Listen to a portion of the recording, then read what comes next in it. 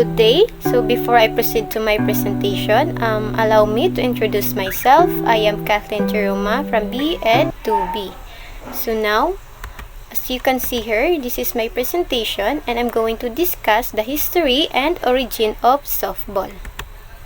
So let's start with the objectives. So first is to understand the history and origin of softball, explain the development and key events of softball.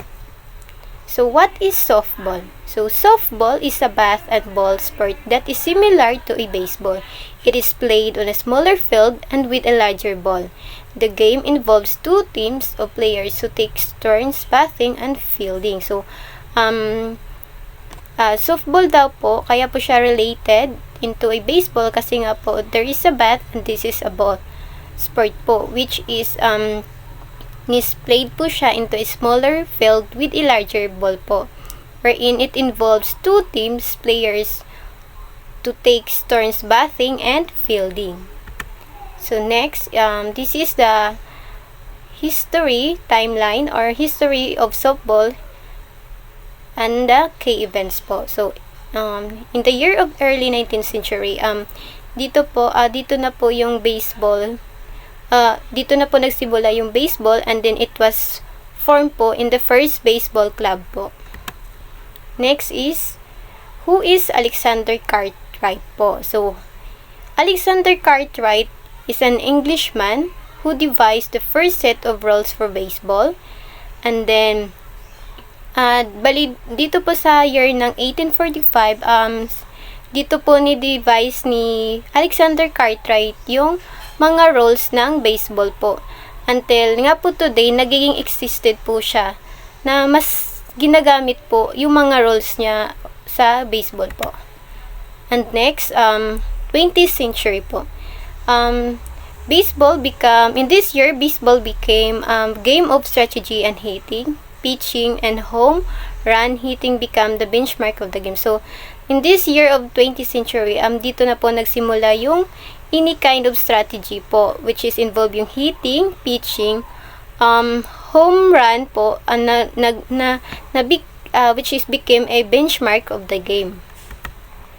And then, in the year of 1926, the name softball was coined by Walter Hackanson of the YMCA at the meeting of National Recreation Congress. So, dito po yung softball parang nagkakaroon po ng meeting para po kung ma-finalize yung game, yung name na softball po. And ayun na nga po yung na-propose na name, which is yung indoor baseball, kitten ball, diamond ball, mash ball, and pumpkin ball.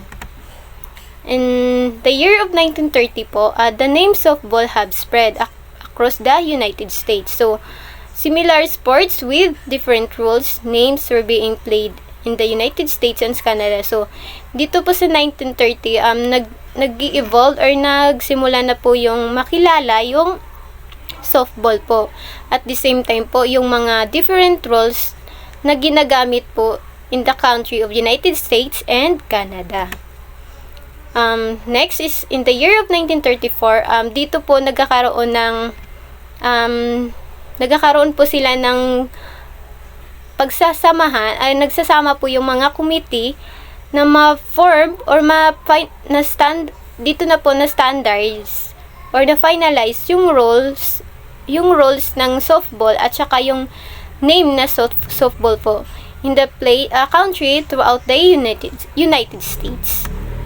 And then here in the year of 2005, dito na nga po mas nag-evolve or mas nakilala yung softball dahil dito po nagkakaroon na po ng Olympic Committee po na ginanap doon sa Singapore po until the softball baseball into the 2012 Summer Olympic Games.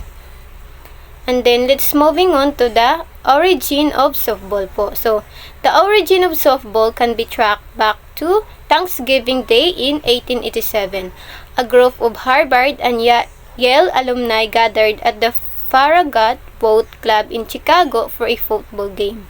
So, after the game, they decided to play a game of indoor baseball to keep themselves entertained and use boxing glove as a ball and mark off a smaller field suitable for the indoor space. So, dito po, yung origin nga po ng softball po, dun po talaga siya nagsimula, dun sa Harvard Yale alumni po, dun sa Farragut Boat Club in Chicago for a football club, until nagkakaroon ng maraming ang proposal na ginagamitan nila ng boxing glove and then to indoor baseball hanggang sa mabuo yung softball po.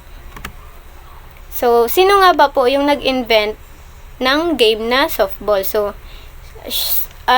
a man named George Hancock who was present the Farragut Boat Club that day. So, dun sa alumni, kasama dun si George Hancock po, na siya po yung nag-present ng Farragut Boat Club that day po. And then, ayun yung nag-create sila ng rules of the game, yung involve yung larger to softball compared to baseball po.